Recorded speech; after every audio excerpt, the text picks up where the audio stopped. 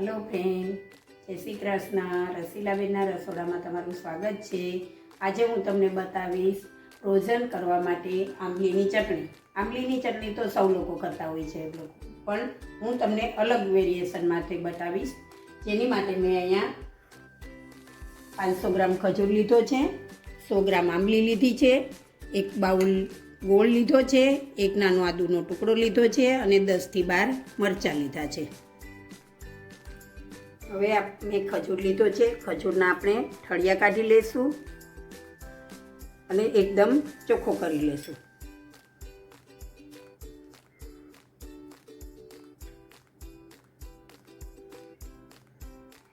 જુઓ, આ 500 ગ્રામ ખજૂરને મેં ઠળિયા કાઢીને એકદમ ચોખ્ખો કરી લીધો છે। હવે આપણે આ લીલા મરચાં લીધા છે, ધોઈને ચોખ્ખા કરીને એને આપણે કટ કરી લેશું। તો એના આવા નાના નાના ટુકડા કરીને બધા મરચાંને આવી રીતે કટ કરી લેવાના છે। જુઓ, અહીંયા મેં મરચાંના નાના નાના ટુકડા કરી લીધા છે। મરચાં સેજ આવી જાડી ચામડીના અને જાડી છાલના લેવાના છે। આનો ટેસ્ટ સારો હોય છે। સાવ ઝીણા અને તીખા મરચાં નથી લેવાના, મરચાં સેજ મીડિયમ તીખા હોય એવા લેવાના છે। અને આ આંબલીને મેં ઠળિયા કાઢીને તૈયાર કરી રાખી છે, જેના બિયા મેં કાઢી લીધા છે। હવે આપણે આદુને પાણી મૂકીશું ત્યારે છીણીશું અંદર। જો આપણે અહીંયા એક આ મોટું બાઉલ લીધું છે, બાઉલમાં આપણે 3 થી 4 વાટકા જેટલું પાણી લઈશું। હવે આ પાણીને આપણે ગેસ ઉપર ગરમ કરવા મૂકીશું।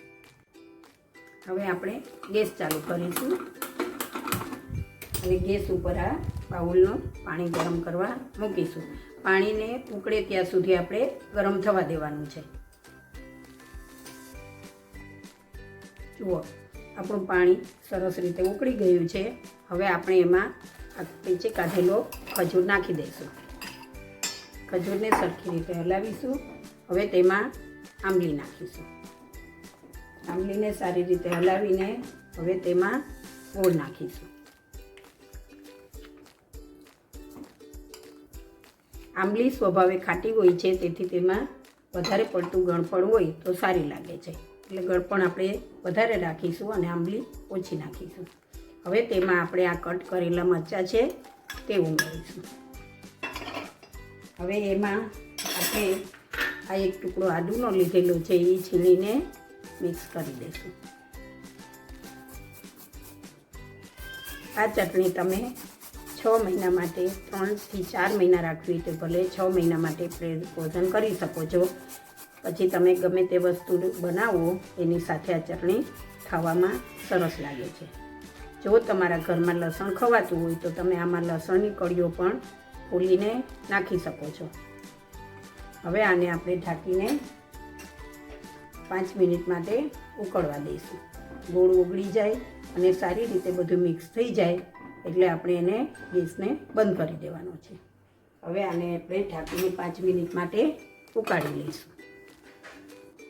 જો 5-7 મિનિટ થઈ ગઈ છે, આપણે એને ખોલીને જોઈ લેશું કે સારી રીતે ઉકળી ગયું છે અને આપણો ગોળ ઓગળી ગયો છે। ગોળ ઓગળી જાય એટલે ગેસની ફ્લેમ બંધ કરી દેવાની છે અને પછી એને ઢાંકીને આપણે 4-5 કલાક માટે રેસ્ટ આપીશું।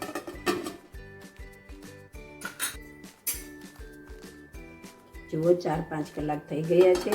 હવે આપણે આંબલીને ગોળને જોઈ લેશું, સારી રીતે પલળી ગયા છે અને એકદમ પોચા થઈ ગયા છે। ગોળ આપણે ખજૂરને હાથમાં લઈને જોઈ લેશું, જો એકદમ ઓગળી ગયો છે। હવે આને આપણે મિક્સી જારમાં લઈને પીસી લેશું। જો આપણે મિક્સી જાર લીધું છે, એમાં આપણે થોડું થોડું બેટર નાખીને આને પીસી લેશું। આમાં બિલકુલ ઠંડુ પાણી નાખવાનું નથી, જેટલું પાણી છે એટલા જ પાણીમાં આપણે પીસવાનું છે। જુઓ, આ આપણી આંબલી પીસાઈ ગઈ છે। હવે આપણે એને એક બાઉલમાં આવી રીતે બાઉલ ઉપર જાળી મૂકીશું અને આવી મોટી જાળીથી ગાળી લેશું, કેમ કે ખજૂર તો બધું ઓગળી જાય છે, પણ આંબલીની અંદર થોડા ઘણા જો રેસા હોય તો આપણે એને ગાળી લઈએ તો આપણને ખાવામાં આડા નથી આવતા। ઘણા લોકો આ આંબલીની ચટણીને ગાળતા નથી, પણ ગાળીને ભરીએ તો આપણને ખાવામાં મજા આવે છે। આ રીતે એકદમ સરળતાથી ગળાઈ જાય છે. આપણે આવી રીતે બધો પલ્પ ગાળી લેશું. જુઓ, આ આપણો પલ્પ બધો સરસ સારી રીતે ગળાઈ ગયો છે. હવે એને આપણે ચોખ્ખા ડબ્બામાં ભરી લઈશું. હવે આપણે આ ડબ્બામાં જે ચટણીનો પલ્પ ભર્યો છે તેને ઢાંકીને ફ્રીઝરમાં ફ્રોઝન કરી દઈશું. અને ભજીયા, પકોડા કે પછી સેન્ડવિચ કે તમારા ઘરમાં કોઈ પણ વસ્તુ બનતી હોય, તમે જેની સાથે ખાટી મીઠી ચટણી ખાવા માંગતા હોય તો આ ચટણીનો ઉપયોગ કરી શકો છો. આંબલીની ચટણી ફ્રોઝન કરી લીધી છે. હવે આપણે ફ્રોઝન સૂકા લસણની ચટણી બનાવીશું. તો એમાં સૌ પ્રથમ આપણે 100 થી 150 ગ્રામ સૂકું લસણ લીધું છે. અને આમ જુઓ તો તમે 1 બાઉલ છે, એમાં સૂકી મરચું લઈશું. તો મરચું તીખાસમાં તમે જે પ્રમાણે ખાતા હોય તે પ્રમાણે લેવાનું છે. મેં આમાં અડધું કાશ્મીરી અને અડધું તીખું મરચું લીધું છે. એમાં આપણે 1 મોટી ચમચી સંચળ લઈશું અને 1 ચમચી મીઠું લઈશું. 1 આદુનો ટુકડો છીણીને લઈશું. 2 મોટી ચમચી તેલ લઈશું અને 2 મોટી ચમચી ફ્રેશ લીંબુનો રસ લઈશું. હવે આ બધાને આપણે એક મિક્સર જારમાં લઈને ક્રશ કરીશું. ચટણીને આપણે જે પ્રમાણમાં જોઈએ તે જ પ્રમાણમાં નાખીશું. હવે આપણે તેમાં તેલ ઉમેરીશું, સંચળ ઉમેરીશું, સિંધવ મીઠું ઉમેરીશું. તમે સાદું મીઠું પણ નાખી શકો છો. છીણેલું આદું ઉમેરીશું અને ફ્રેશ લીંબુનો રસ ઉમેરીશું. હવે આ બધું જ આપણે મિક્સર જારમાં ક્રશ કરી લઈશું. જુઓ, આપણી આ ચટણી સરસ રીતે પીસાઈ ગઈ છે. મેં આમાં ફરીથી 2 મોટી ચમચી તેલ ઉમેરેલું છે. તમે જે પ્રમાણે ચટણી નાખો એ પ્રમાણે તેલ ઉમેરી શકો છો. તમે જો વધારે ખટાશવાળું ખાતા હોય તો થોડી લીંબુ પણ થોડું ઉમેરી શકો છો. અને આ રીતનું બેટર બને એટલે આપણે ડબ્બામાં ભરી લેવાનું છે. જો અહીંયા મેં ધોયેલો ચોખ્ખો ડબ્બો લીધો છે. હવે આ ચટણીને આપણે તેમાં ટ્રાન્સફર કરી દઈશું.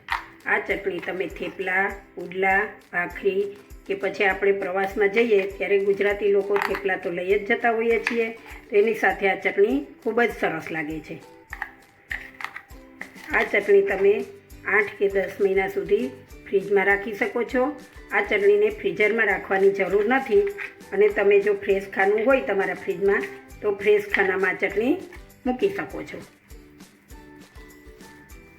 તો તૈયાર છે આપણી ફ્રોઝન કરવા માટેની લસણની ટેસ્ટી ચટણી.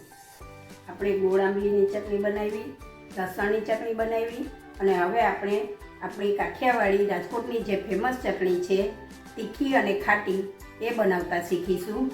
તો એમાં આપણે થોડા 1 નાનો વાટકો સિંગદાણા લીધા છે, 8 થી 10 નંગ મરચાં લીધા છે. ધાણાની ક્વોન્ટિટી થોડી ઓછી રાખવાની છે. એમાં 2 ખાટી કેરી લીધી છે અને થોડો લીંબુનો રસ લીધો છે, થોડી ખાંડ લીધી છે, મીઠું લીધું છે અને આદું લીધું છે. એમાં બસ આટલી જ સામગ્રી વપરાય છે.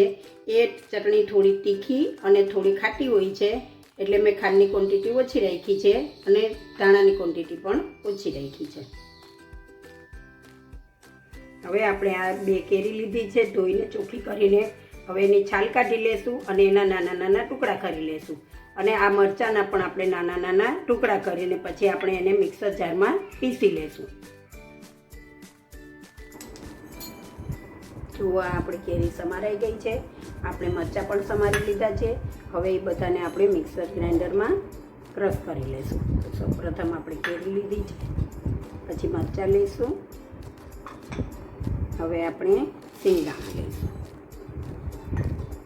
અને આપણે થોડા કચરા વાટી લઈએ એટલે મિક્સર જારમાં થોડી જગ્યા થઈ જાય. હવે આપણે એમાં ફ્રેશ ધાણા ઉમેરીશું, ધોઈને ચોખ્ખા કરેલા છે. ફ્રેશ લીંબુનો 2 લીંબુનો રસ ઉમેરીશું. એમાં આપણે 2 ચમચી ખાંડ ઉમેરીશું, 1 ચમચી મીઠું ઉમેરીશું, જે મેં સીંધો મીઠું લીધેલું છે, અને 2 આદુના ટુકડા ઉમેરીશું. હવે એને આપણે ફાઈન ચોપ કરી લેશું. જુઓ, આપણી આ ત્રણેય ચટણીઓ ફ્રોઝન કરવા માટે તૈયાર થઈ ગઈ છે. જેમાં છે લસણની ચટણી. આને તમે 1 વર્ષ માટે ફ્રોઝન કરી શકો છો. એ ચટણી બગડતી નથી અને સારી રહે છે. આ ચટણી છે લીલી ચટણી, જે આપણે કાઠિયાવાડની રાજકોટની પ્રખ્યાત ચટણી છે. એને તમે 8 થી 10 દિવસ ફ્રીજમાં રાખી શકો છો. આ ચટણી છે ખજૂર, આંબલી અને ગોળની ચટણી છે. એને તમે 5 થી 6 મહિના સુધી ફ્રીઝરમાં રાખી શકો છો. આ 2 ચટણીને ફ્રીઝરમાં રાખવાની જરૂર નથી. તો જો મારી રેસીપી તમને ગમી હોય તો લાઈક કરો, શેર કરો અને મારી ચેનલને સબસ્ક્રાઈબ કરો.